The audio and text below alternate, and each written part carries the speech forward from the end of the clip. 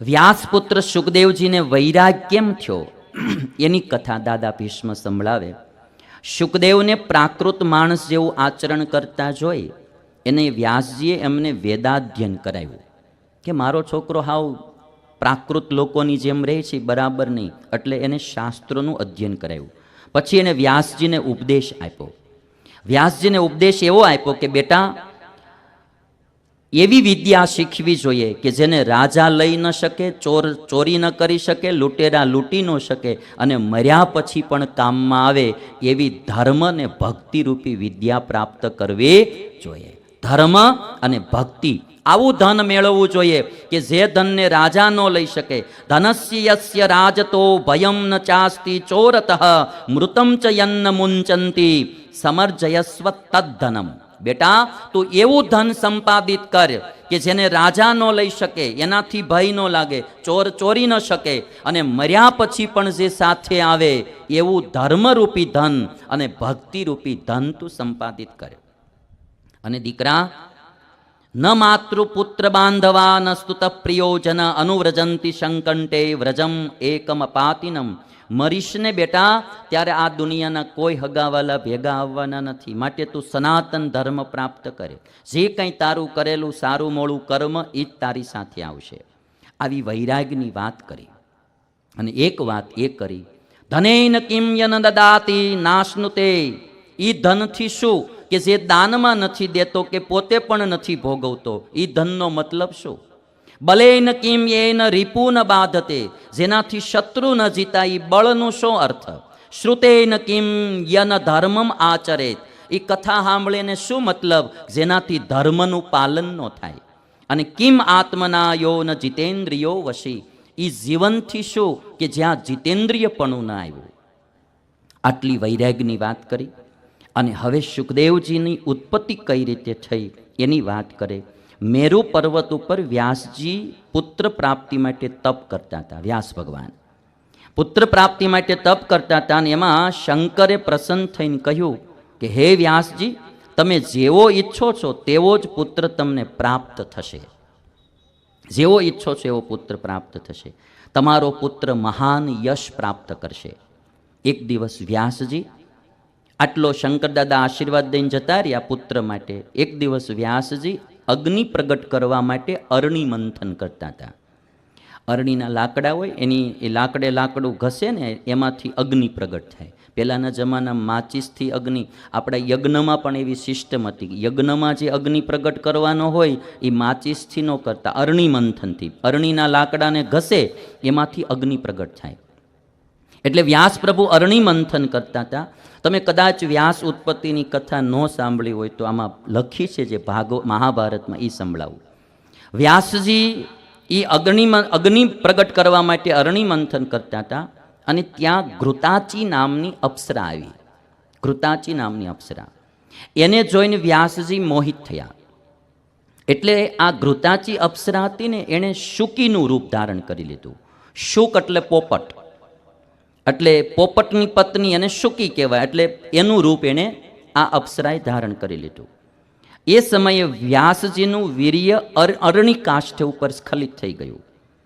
અરણીની સાથે શુક્રનું પણ મંથન થવા લાગ્યું અને એ મંથન થવાથી એમાંથી પુત્ર ઉત્પન્ન થયો, જેનું નામ શુકદેવ પાડવામાં આવ્યું. અરણી મંથનનું લાકડું ઘસતા હતા, એમાંથી જ આ પુત્ર ઉત્પન્ન થયો. ગંગાજીએ પોતાના જળથી શુકદેવજીને તૃપ્ત કર્યા છે. માતાનું નામ ક્યાંય બાલસ્વામી નહીં આવે. શુકદેવજી જે ઉત્પન્ન થયા અરણી કાષ્ઠમાંથી થયા, એટલે કોઈ માતા હતા નહીં. એટલે ગંગાજીએ પછી એને તૃપ્ત કર્યા છે પોતાના જળથી.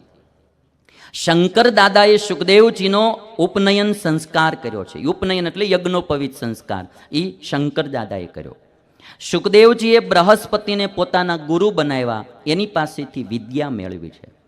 સમાવર્તન સંસ્કાર, વિદ્યા પૂર્ણ થાય પછી સમાવર્તન સંસ્કાર કરી શુકદેવજી ઘરે પાછા આવ્યા. વ્યાસજીએ મોક્ષનું જ્ઞાન મેળવવા માટે પોતાના યજમાન જનક રાજા પાસે શુકદેવજીને મોકલ્યા છે. શુકદેવજી જનક રાજા પાસે આવ્યા અને કહ્યું કે મને મોક્ષનું જ્ઞાન આપો. જનકે એમની પૂજા કરી. જનકે કહ્યું કે મેં જે કંઈ જ્ઞાન પ્રાપ્ત કર્યું છે તે મારા ગુરુ અને તમારા પિતા વ્યાસજી એમની પાસેથી જ પ્રાપ્ત કર્યું છે. પિતાની કૃપાથી તમારામાં મોક્ષોપયોગી જ્ઞાન છે જ, પણ સુખદેવજી કે મારા પિતાએ આજ્ઞા કરી માટે તમારા થ્રુ મારામાં જ્ઞાન આવે એવું કરો. એટલે જનક રાજા પાસેથી એણે જ્ઞાન મેળવ્યું. આ કથા મને તમને એ શીખવાડે કે જ્ઞાન ગ્રહસ્થ પાસે પણ હોય, અને સારો ગ્રહસ્થ હોય તો એની પાસેથી ત્યાગીએ પણ જ્ઞાન મેળવવું જોઈએ.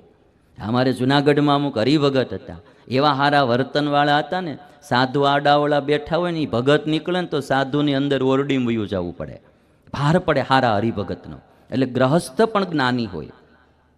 એક દિવસ નારદજી આવી સુખદેવજીને જ્ઞાન પછી આપ્યું છે. જનક રાજા પાસેથી જ્ઞાન મેળવ્યું અને સુખદેવજીને નારદજી જ્ઞાન આપે છે. એના 2 શ્લોક સંભળાવું. નાસ્તિ વિદ્યા સમમ ચક્ષુઃ. નારદજી કહે છે કે હે સુખદેવ, વિદ્યા જેવી કોઈ આંખ નથી. મારે તમને બધાને એટલી વિનંતી કરવી, તમારા દીકરાઓને ભણાવજો, દીકરીઓને ભણાવજો. ભણાવવામાં એવું નથી કે આ જ ભણાવવું, હા, એનામાં જોવું, જો એનામાં કોઈ સારી સંગીત વિદ્યા ડેવલપ થાય એવી હોય તો સંગીત વિદ્યામાં પણ એને ડેવલપ કરવા. કોઈ રમતમાં આગળ જાય એમ હોય તો પછી એને ભણાવીને કામ નથી. એને કોઈ ક્રિકેટમાં, કોઈ વોલીબોલ કે કોઈ બી ફૂટબોલ એ ક્ષેત્રમાં આગળ જાય એ વિદ્યા આવે. કોઈ પેન્ટર સારો થાય, કોઈ સારો સંગીતજ્ઞ થાય, કોઈ સારો કોઈ પણ ક્ષેત્રમાં કલાકાર થાય, કોઈ પણ વિદ્યામાં એ જોવું જરા. અને જો સારો બિઝનેસ હોય તમારો હાલતો હોય તો તમારા બિઝનેસનું જ નોલેજ એને પહેલેથી અપાવવું. પછી કાંઈ તમારા છોકરાઓ નોકરીઓ કરવા જવાના ન હોય, એને થોડું જ્ઞાન થઈ જાય ભાષાનું, બીજું ત્રીજું, અને પછી સીધો ધંધો સંભાળે એવું. પણ દીકરા દીકરીઓને જરૂર ભણાવવા. નાસ્તિ વિદ્યા સમમ ચક્ષુઃ. વિદ્યા છે એ આંખ છે. નાસ્તિ સત્ય સમમ તપઃ. સત્યની સમાન કોઈ તપ નથી. સત્ય બોલવું એ સૌથી મોટું તપ છે. સત્ય બોલવું નહીં સૌથી મોટું તપ છે. એ કે હરિશ્ચંદ્ર રાજા આખી જિંદગી સત્ય એટલા માટે બોલી શક્યા હતા કે એની પત્નીએ કોઈ દિવસ રાતે 12 વાગ્યાને નહોતું પૂછ્યું કટાણ સુધી ક્યાં ગયા હતા. કાલ સમજાય તો કાલ. રાજા હરિશ્ચંદ્ર આખી જિંદગી સત્ય એટલે બોલી શક્યા હતા કે એની પત્નીએ એને કોઈ દી એમ નહોતું પૂછ્યું કે આ 12 વાગ્યા સુધી ક્યાં ગયા હતા. હા, કે આ રજાના દિવસે આખો દી નહોતા આવ્યા તો ક્યાં ગયા હતા. એટલે એ સાચું બોલી શક્યા. અને અટાણે લગભગ હરિશ્ચંદ્ર સાચું ન બોલી શકે. સત્ય સમાન કોઈ તપ નથી. નાસ્તિ રાગ સમમ દુઃખમ. આસક્તિ જેવું કોઈ દુઃખ નથી. નાસ્તિ રાગ સમમ દુઃખમ. આસક્તિ જેવું કોઈ દુઃખ નથી. ક્યાંય પણ માણસ આસક્ત હશે ને એટલે તમે જોજો એ દુઃખી જ હશે. નિરાસક્ત માણસ સુખી હશે. જેને ક્યાંય વાસના નહીં હોય, આસક્તિ નહીં હોય, મોહ નહીં હોય, કોઈનામાં બંધન નહીં હોય, એ માણસ જેવો કોઈ સુખી નહીં. અને જેને ક્યાંય પણ આસક્તિ છે એના જેવો કોઈ દુઃખી નહીં. નાસ્તિ રાગ સમમ દુઃખમ. નાસ્તિ ત્યાગ સમમ સુખમ. ત્યાગ જેવું કોઈ સુખ નથી. હા, ખાલી આ અમે જો ને વાળનો ત્યાગ કર્યો ને તો કેટલું સારું થઈ ગયું. દાંતિયાની જરૂર નહીં, અરીસાની જરૂર નહીં, તેલની જરૂર નહીં, અને કોઈ દી માળી અમારી આ ફેશન બદલે નહીં. લ્યો, એક ખાલી વાળનો ત્યાગ કરો તો કેટલું વાંધો. અને કાળા ધોળા થઈ જાય કાંઈ કાળા કરાવાય ને માથાકૂટ નહીં, કારણ કે મહિને હજયો જ ફેરવવાનો હોય. પછી એક શ્લોક સંભળાયો. નિત્યમ ક્રોધાત તપો રક્ષેત. તપની રક્ષા ક્રોધથી કરવી. ક્રોધ માણસના તપને બાળી નાખે છે. શ્રિયમ રક્ષેત મત્સરાત. પોતાની લક્ષ્મીની રક્ષા ઈર્ષ્યાથી કરવી. ઈર્ષ્યા એ માણસની લક્ષ્મીને ખતમ કરી નાખે. વિદ્યામ માનાવમાનાભ્યામ આત્માનમ તુ પ્રમાદતઃ. પ્રમાદથી પોતાના આત્માની રક્ષા કરવી. કરવાનું ન કરે, ન કરવાનું કરે એનું નામ પ્રમાદ. એનાથી માણસે પોતાના આત્માની રક્ષા કરવી. આટલી વાત નારદજીએ શીખવાડી છે. અને એક વાત અંતમાં એટલી કીધી કે હે સુખદેવ, કર્મ કરવું એ આપણા હાથની વાત છે, ફળ એ ઉપરવાળાના હાથની વાત છે. જો ફળ માણાના હાથમાં હોત તો આ દુનિયામાં અટાણ સુધી કોઈ દુઃખી રહ્યો તો મનનું ધાર્યું બધાએ ફળ મેળવી લીધું હોત. માટે ફળ ઉપરવાળાના હાથમાં છે. કર્મ કરવું એ મારા ને તમારા હાથમાં છે. ફળ દેવું એ ઉપરવાળાના હાથમાં છે. એટલે મારે ને તમારે બધાએ બને એટલું સારું કર્મ કરવું અને ભગવાનનું ભજન કરવું. એ આપણને ફળ સારું આપે. દેવો અને અસુરો બે જણાએ પાર્ટનરશિપમાં પહેલો વહેલો ધંધો શરૂ કરેલો સમુદ્ર મંથન કરવાનો અમૃત માટે. બે જણાએ આ પહેલો વહેલો આ દુનિયામાં પાર્ટનરશિપમાં બિઝનેસ શરૂ થયો હોય ને તો દેવો અને અસુરોએ કર્યો. 50-50 ભાગ હતો બે જણા, 50-50% ભાગીદાર હતા. સમુદ્ર મંથન કર્યું અમૃત માટે. અમૃત નીકળ્યું પણ અમૃત દેવોને ભગવાનને પાયું, અસુરોના હાથમાં એક ટીપું ન આવ્યું. કર્મ બે સમાન કર્યું હતું પણ ભાગમાં કેવલ દેવોને આવ્યું, અસુરોને ન આવ્યું, કારણ કે એની વૃત્તિ હારી નહોતી. એટલે કર્મ કરવું એ આપણા હાથની વાત છે, ફળ દેવું એ ભગવાનના હાથની વાત છે. કર્મણી એવા અધિકારસ્તે માં ફલેશુ કદાચન. હે અર્જુન, તું યુદ્ધ કરવા માંડ. કર્મ કરવું એ તારો અધિકાર છે અને ફળ દેવું એ મારો અધિકાર છે. અને તમે મહાભારતનું યુદ્ધ જોઈ લો, ગીતાનો આ શ્લોક, કર્મણી એવા અધિકારસ્તે માં ફલેશુ કદાચન. 11 અક્ષોહિણી સેના કૌરવ પાસે હતી, 7 અક્ષોહિણી પાંડવો પાસે.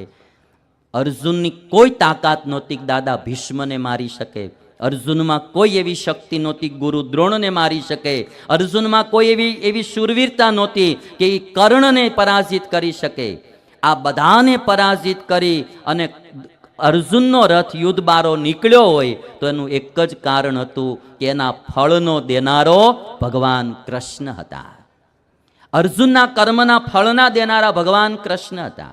એટલે આ મહાભારતમાં લખાણું છે કે જ્યારે 18 દિવસનું યુદ્ધ પૂર્ણ થયું, ભગવાન કૃષ્ણ રથ લઈને શિબિરમાં ગયા.